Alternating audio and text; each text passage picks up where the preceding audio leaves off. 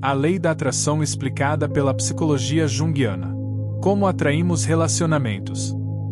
Você já percebeu que algumas pessoas parecem atrair sempre os mesmos tipos de relacionamentos, problemas ou padrões, mesmo tentando mudar pensamentos, afirmações ou vibração?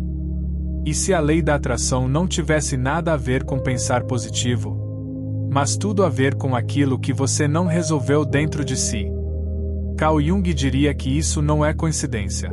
É psíquico. É inconsciente. Hoje, você vai entender como Jung enxergaria a chamada lei da atração. E por que, para ele, não é a mente consciente que cria sua realidade, mas aquilo que você ainda não integrou. Imagine uma situação hipotética, mas recorrente. Você chega em uma festa e bate os olhos em alguém que muito lhe atrai. Seus olhos se cruzam na sala lotada. O brilho da atração está lá. Você busca uma aproximação, que é concedida com sucesso. Você conversa, dança, ri, compartilha um drink ou uma piada, e quando se dá conta um dos dois pergunta: na sua casa? Ou na minha? Nenhum dos dois está a fim de nada sério, mas de algum modo uma noite pode virar uma semana, depois um mês, um ano ou mais. Esse resultado inesperado do desejo de uma noite de sexo destinada a um meio-termo emocional entre a liberdade do encontro e a seriedade de um relacionamento significativo. Antes de prosseguirmos, peço que deixe seu like e deixe nos comentários se já passou por uma situação como essa.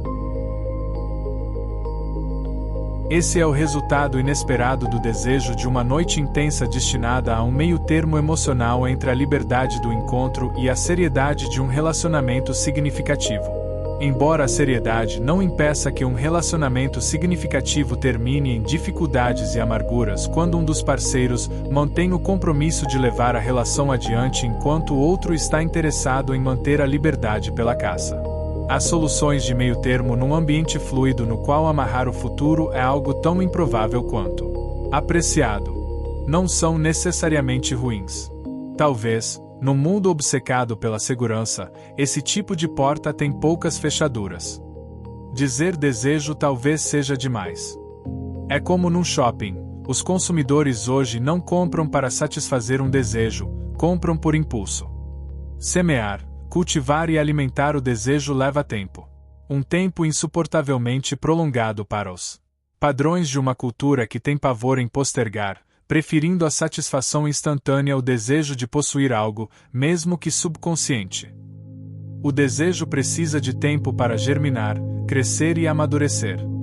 Numa época em que o longo prazo é cada vez mais curto, ainda assim a velocidade de maturação do desejo resiste de modo obstinado à aceleração.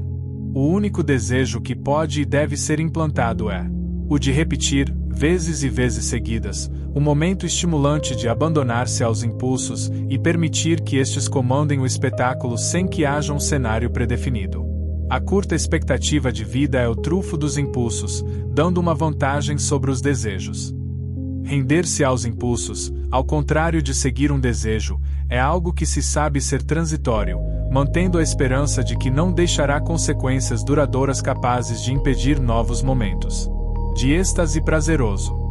No caso das parcerias, e particularmente das parcerias sexuais, seguir impulsos em vez dos desejos significa deixar as portas abertas a novas possibilidades românticas que, sempre imaginamos que podem ser mais satisfatórias e completas. Bloco 2. Jung nunca falou lei da atração, mas falou algo mais profundo. Para Jung, até que você torne o inconsciente consciente, ele dirigirá sua vida. E você chamará isso de destino. Ou seja, você não atrai aquilo que deseja. Você atrai aquilo que você é, em níveis que nem percebe. A chamada atração não acontece por pensamentos positivos, mas pela configuração interna da psique. Crenças não conscientes, feridas emocionais, complexos, arquétipos ativados, sombra não integrada. Com a ação por impulso pelos poderes supremos do mercado de consumo. Já incumbidos em nosso inconsciente, seguir um desejo é como caminhar constrangido, de modo desastrado e desconfortável, na direção do desconhecido, ou na busca de uma conexão sincera e duradoura. ou de uma conexão passageira. Mas a pergunta que poderia pairar nessas questões, sobre o que somos, e somos o que atraímos? Em sua versão tradicional, o desejo precisa ser cultivado e preparado, o que envolve cuidados demorados, a árdua barganha com consequências inevitáveis, algumas escolhas difíceis e concessões dolorosas. Mas, pior que tudo, impõe que se retarde a satisfação, sem dúvida o sacrifício mais detestado em nosso mundo de velocidade e aceleração. Em sua ação radical, aguçada e sobretudo compacta como impulso, o desejo perdeu a maior parte de tais atributos de adiamento, enquanto focalizava mais de perto o seu alvo. Tal como nos comerciais que anunciavam o surgimento dos cartões de crédito, agora não precisamos esperar para satisfazer nossos desejos. Guiada pelo impulso, se seus olhos se cruzam na sala lotada e enxerga a parceria que lhe agrada, segue o padrão do modo imediatista de consumo. E não exige mais que as habilidades de um dia no shopping. Tal como outros bens de consumo, a pessoa deve ser consumida instantaneamente, sem exigir sequer maiores treinamentos nem uma preparação prolongada e usada uma só vez, sem preconceito. O problema dessa ação é a idealização dessa pessoa por algumas horas, até que se conheça a verdadeira face que tira o encanto nessa conexão. Daí você pensa, por que a lei da atração não funcionou mais uma vez? Por que encontrei alguém que não satisfaz as minhas expectativas? A resposta paira naquilo que você atrai, e às vezes você atrai o que você é, e não o que você deseja. Mas também você atrai o que você precisa. Alguns encontros podem ser considerados, antes de mais nada, um ato descartável.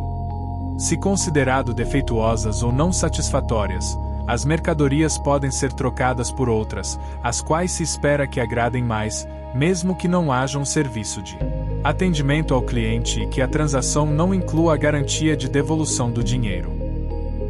Mas, ainda que cumpram o que dela se espera, não se imagina que permaneçam em uso por muito tempo. Afinal, automóveis, computadores ou telefones celulares perfeitamente usáveis, em bom estado e em condições de funcionamento satisfatórias são considerados, sem remorso, como um monte de lixo no instante em que novas e aperfeiçoadas versões. Haveria alguma razão para que as parcerias fossem consideradas uma exceção à regra? A banalização do sexo, por um simples ato de desejo ou impulso, também traz a desvalorização do outro, e consequentemente, de si próprio. Perde a beleza do observador da natureza, cujo sexo está na fusão de tudo. Como a planta, quem produz suas raízes, para sugar humus e água, para transformá-las em madeira, perfume e flor e fruto, realiza uma sublime função sexual. O sexo é o mais sublime departamento da vida. As criaturas humanas atormentadas pelo gozo e pelo prazer transformaram a função divina da procriação na luxúria, no libido. Portanto, a pessoa que vive numa parceria honesta, vive em castidade, a pessoa que se castra, com uma mente pervertida, vive em corrupção. O importante não é o ato, é a intenção. Os hormônios de prazer servem para que a sagrada fonte procriativa seja resultado de uma emoção divina e por isso, que essa sensação psicofísica concede a plenitude. A grande virtude do amor não é o ato sexual, porque se pode amar sem praticar o ato, como se pode desfrutar do ato sem amar, assim como os animais procriam, mas não se amam. O amor é a presença de completude na alma e no momento que se busca o êxtase, ao invés do mecanismo erótico, a ternura, o amor, as expressões que produzem hormônios de natureza humana, que produzem os neurônios cerebrais, a produção da ocitocina, e depois da efusão, quando é invadida pela beleza, esse ato de poucos segundos, gera o sentimento de gratidão pelo outro, e ao invés de dar-lhes as costas dizer ternamente, que lhe ama. As promessas de compromisso são irrelevantes a longo prazo. Um relacionamento, como lhe dirá o especialista, é um investimento como todos os outros. Você entrou com tempo, dinheiro, esforços, que poderia empregar para outros fins, mas não empregou, esperando estar fazendo a coisa certa. E esperando também que aquilo que perdeu ou deixou de desfrutar acabaria, de alguma forma, sendo-lhe devolvido, com lucro. Sendo assim, nosso grau de satisfação com o relacionamento, se nós vemos uma alternativa viável para ele, e se levá-lo adiante nos causaria uma perda importante em matéria de investimentos, tempo, dinheiro, propriedades em comum, filhos. Mas, esses fatores têm altas e baixas, da mesma forma que os sentimentos de compromisso. Um dilema, de fato. Você reluta em cortar seus gastos, mas abomina a perspectiva de perder ainda mais dinheiro na tentativa de recuperá-los. Você compra ações e as mantém enquanto seu valor promete crescer, e as vende prontamente quando os lucros começam a cair ou outras ações acenam com um rendimento maior. O truque é não deixar passar o momento em que isso ocorre. Se você investe numa relação, o lucro esperado é, em primeiro lugar e acima de tudo, a segurança, em muitos sentidos.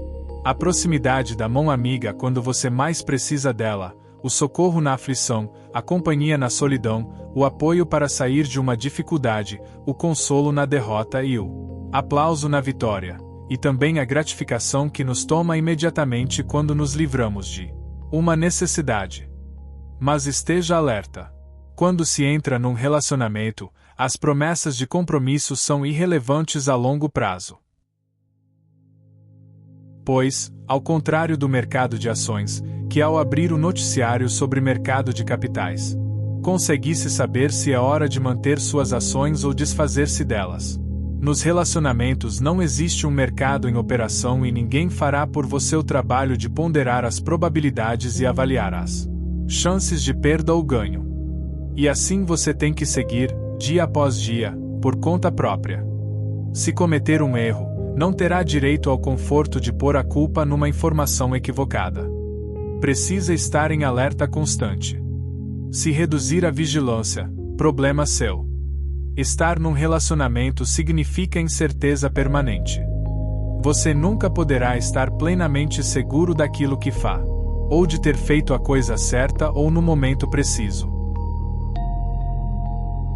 Você busca o relacionamento na expectativa de diminuir a insegurança que infestou sua solidão. Mas o tratamento só fez expandir os sintomas, e agora você talvez se sinta mais inseguro do que antes, ainda que essa nova e agravada insegurança provenha de outras paragens.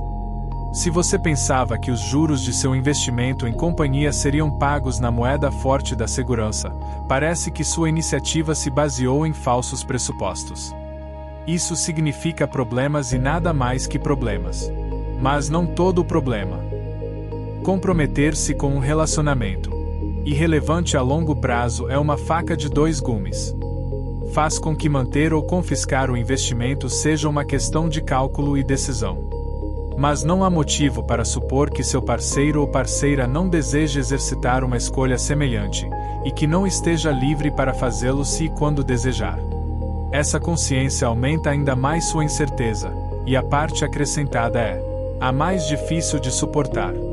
Ao contrário de uma escolha pessoal do tipo pegar ou largar, não está em seu poder evitar que o parceiro ou parceira prefira sair do negócio.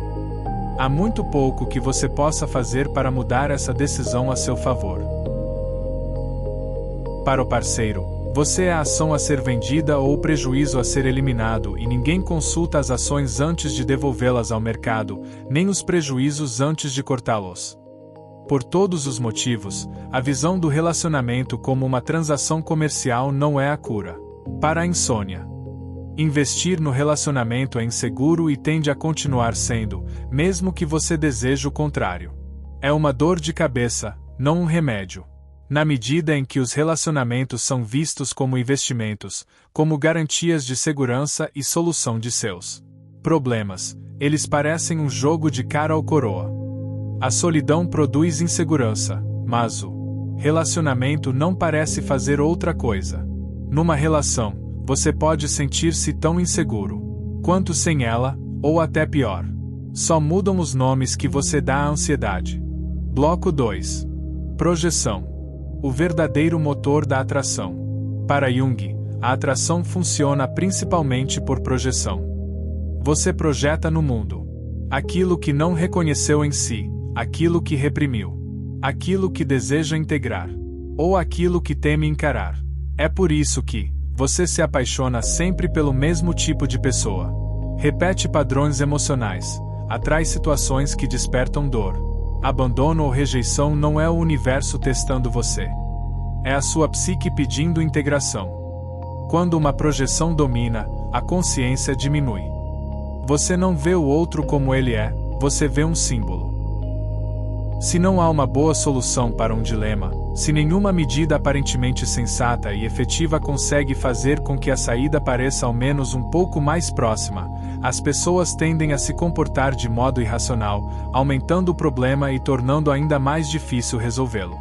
Quando se sentem inseguros, os amantes tendem a se portar de modo não construtivo, seja tentando agradar ou controlar, talvez até agredindo fisicamente, o que provavelmente afastará o outro ainda mais. Quando a insegurança sobe a bordo, perde a confiança, a ponderação e a estabilidade da navegação. A deriva, a frágil balsa do relacionamento oscila entre as duas rochas nas quais muitas parcerias esbarram. A submissão e o poder absolutos, a aceitação humilde e a conquista arrogante, destruindo a própria autonomia e sufocando a do parceiro. O fracasso no relacionamento é muito frequentemente um fracasso na comunicação. Há duas perversões divergentes à espreita do comunicador descuidado. Uma delas é o tipo de associação que, devido à preguiça, ao medo ou a uma propensão à acomodação no relacionamento, consiste simplesmente em tentar agradar um ao outro, enquanto se continua fugindo do problema. Não há nada que promova mais uma relação confortável do que a louvação mútua. Outra perversão consiste em nosso desejo de mudar os outros. Temos opiniões definidas sobre como fazer as coisas e sobre como os outros deveriam ser. Essas opiniões carecem de critério, pois, quanto mais definitivas, mais necessário se torna que evitemos ser confundidos por uma compreensão excessiva daqueles que devem ser mudados. A lei da atração e o amor inteiro. A lei da atração não responde ao que você deseja. Ela responde ao que você é. Se você vibra falta, atrai relações instáveis. Se vibra medo, atrai afastamento. Se vibra abandono, atrai ausência. Mas quando você vibra completude, você atrai conexões. Você atrai presença. Você atrai reciprocidade. Porque o amor saudável reconhece o amor saudável. O problema é que, as falhas nos relacionamentos, que chamamos anteriormente de perversões, são, muito frequentemente, filhas do amor. A primeira delas pode resultar do desejo de paz e conforto. Mas também pode ser, e com frequência é, o produto do respeito amoroso pelo outro. Eu amo você, e assim permito que você seja como é e insiste em ser, apesar das dúvidas que eu possa ter quanto à sensatez de sua escolha. Não importa o mal que sua obstinação possa me causar. Não ousarei contradizer você, muito menos pressionar para que você escolha entre a sua liberdade e o meu amor. Você pode contar com a minha aprovação, aconteça o que acontecer. E já que o amor não pode deixar de ser possessivo, minha generosidade amorosa é baseada na esperança. Aquele cheque em branco é um presente do meu amor, um presente precioso que não se encontra em outros lugares. Meu amor é o refúgio tranquilo que você procurava e de que precisava mesmo que não procurasse. Agora você pode sossegar e suspender a busca. Eis aí a possessividade amorosa, mas uma possessividade que procura realizar-se por meio do autocontrole. A segunda perversão vem de se deixar a possessividade amorosa correr livre e raivosa. O amor é uma das respostas paliativas a essa bênção-maldição da individualidade humana, que tem como um de seus muitos atributos a solidão que tende a advir dos seres humanos de todas as idades e culturas são confrontados com a solução de uma única e mesma questão: como superar a separação, como alcançar a união, como transcender a vida individual e encontrar a harmonia com o todo. Bloco 3. Mas há um lado obscuro que emerge mais cedo ou mais tarde através das perversões. Seja ela o desejo pelo conforto e anulação, ou pela possessividade livre. Esse lado obscuro é a própria sombra, o que você atrai porque rejeita. A sombra, segundo Jung, É tudo aquilo que você não aceita em si mesmo. E aqui está o ponto crucial. Aquilo que você rejeita em você, o mundo te devolve em forma de experiência. Não porque o universo pune, mas porque a psique busca totalidade. Exemplos. Quem reprime a própria força atrai pessoas dominadoras. Quem reprime a vulnerabilidade atrai rejeição emocional. Quem nega o próprio valor atrai relações que confirmam essa negação. Isso não é atração consciente. É compensação psíquica. Todo amor é matizado pelo impulso. Todos os amantes desejam suavizar a distância que os separa daqueles a que amam. Separar-se do ser amado é o maior medo do amante, e muitos fariam qualquer coisa para se livrarem de uma vez do espectro da despedida. Que melhor maneira de atingir esse objetivo do que transformar o amado numa parte inseparável do amante? Aonde eu for, você também vai. O que eu faço, você também faz. O que eu aceito, você também aceita. O que me ofende também ofende a você. Se você não é nem pode ser meu gêmeo siamês, seja o meu clone. A segunda perversão tem também outra raiz, fincada na adoração que o amante tem pelo ente amado. Uma história deve ser apreciada aqui, como uma citação de um homem que convidou alguns amigos para um jantar em que estes conheceriam a perfeita encarnação da beleza, virtude, sabedoria e graça. Em suma, a mais adorável mulher do mundo. Mais tarde no mesmo dia, à mesa do restaurante, os convidados se esforçaram para esconder seu assombro. Seria aquela a criatura que superava Vênus, Helena em beleza. Por vezes é difícil separar a adoração do ser amado da autoadoração. Pode-se observar um traço de um ego expansivo e, no entanto, inseguro, desesperado por confirmar seus méritos incertos por meio de seu reflexo no espelho, ou, melhor ainda, num retrato cuidadosamente retocado. Não é verdade que uma parte de meu singular valor foi repassada para a pessoa que eu escolhi, que recolhi na multidão de anônimos e comuns para ser minha, somente minha, companheira? No brilho ofuscante da pessoa escolhida, meu próprio brilho se encontra seu reflexo resplandecente. Ele aumenta, confirma a minha glória, levando consigo, aonde quer que vá, notícias e provas dela. Mas será que posso estar seguro? Ou ter receios de que a virtude possa ser imperfeita, a glória fantasiosa? Meu ser amado poderia ser um quadro no qual minha perfeição fosse retratada em todo o seu esplendor? Mas será que as manchas também não apareceriam?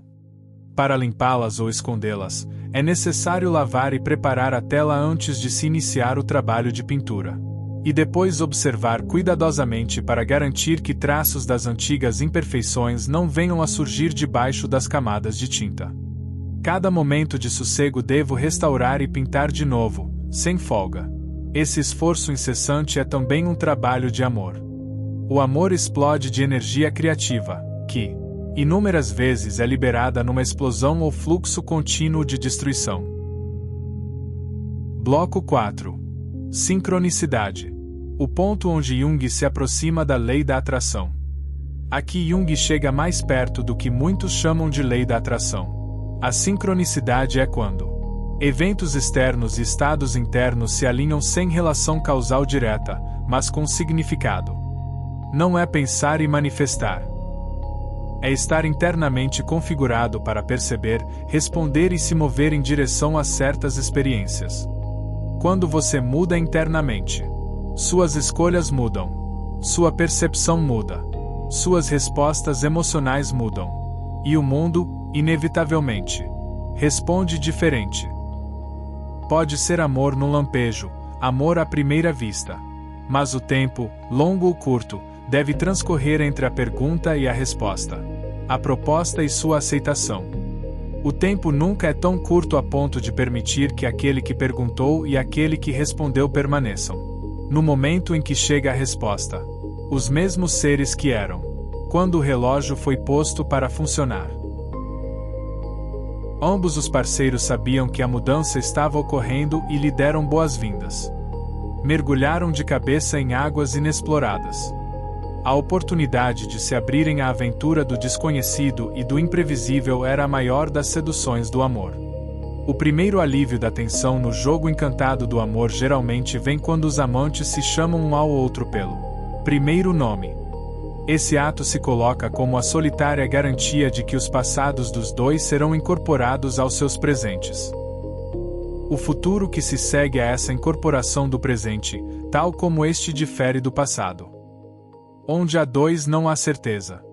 E quando o outro é reconhecido como um segundo, plenamente independente, soberano e não uma simples extensão, a incerteza é reconhecida e aceita. Ser duplo significa consentir em indeterminar o futuro. É exatamente isso que faz o amor.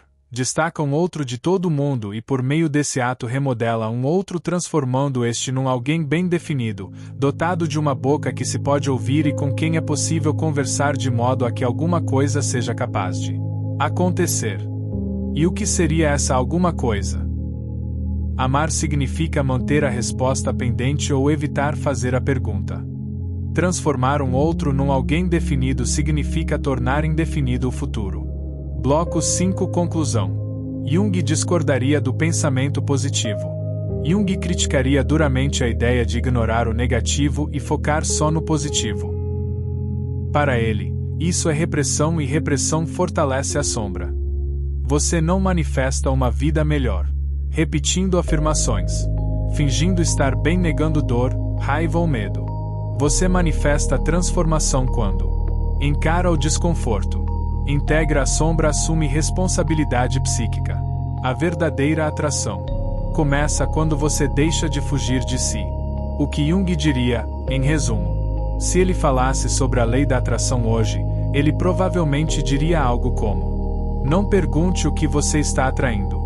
Pergunte o que dentro de você ainda não foi reconhecido. Você não atrai abundância evitando a escassez. Você não atrai amor evitando a solidão. Você não atrai propósito evitando o vazio. Você atrai quando integra.